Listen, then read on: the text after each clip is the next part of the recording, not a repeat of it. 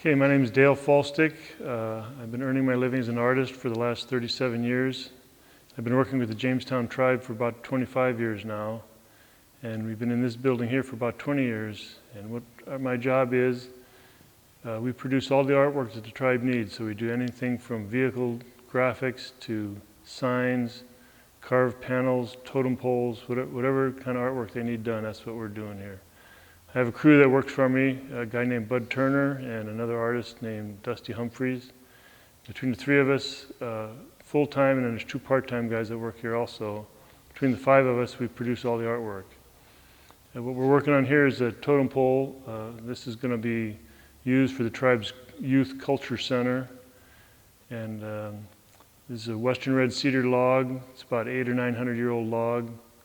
All the logs we use are old growth cedar, so that means they're usually 500 years old is usually about the youngest log we use. The reason we use old growth is because it carves much better than the second growth or third growth logs. It has different characteristics to it. Okay, so this is some of the tools we use. We have a whole tool cabinet in the corner over here that's full of tools. We just get out for the day what we're using for whatever operation we're doing that day. This is our primary workhorse right here. This tool has been used on the northwest coast here for literally thousands of years.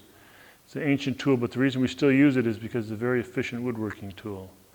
Where this tool comes from, you can see here, there's the trunk of the tree, and that's where the branch comes out, and that's where the tool comes from right there. That makes a very strong handle. It's our primary shaping tool. We do probably 80% of the wood shaping is done with adzes. And each blade is a little different on each one depending on what it's used for. I have maybe 15 or 20 adzes, each one is different. Another type of adze is this one. This is a texturing adze. On finished totem poles, there's a certain texture on the surface that's the traditional finish. And I've tried every European tool that exists to try to duplicate that finish, and you can't do it. You have to use the same tool they used in the old days, which is this. Again, it's a natural elbow. This is the trunk of the tree, and this is the branch coming out. But it's made from yew wood, which is real springy. I don't know if you can see that, but it's real springy. It's the wood they use to make their bows out of, for bows and arrows. And you get a rhythm going chopping with this tool, and the springiness pops the chips out, and that puts the final texture on the surface.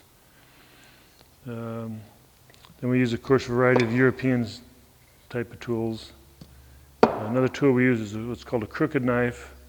And this is a blade, a curved blade that's sharpened on both edges that you use palm up like this, that you can cut away from yourself or toward yourself, either way. In the old days, they used a beaver's tooth for the blade. Again, this is a traditional tool that's been used on the coast here for literally thousands of years. That's kind of our basic tool kit. Okay, so this is an elbow adze, and this is the way it's used.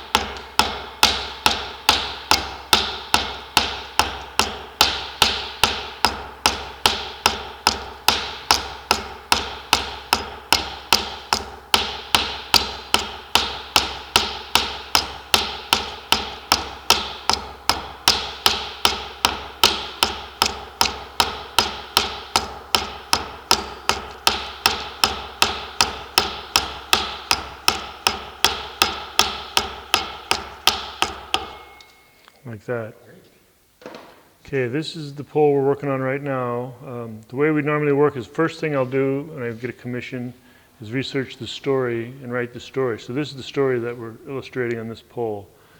Most of the poles illustrate folk tales or stories or history of some sort. This particular pole tells the story of how the seal chief shamed Raven.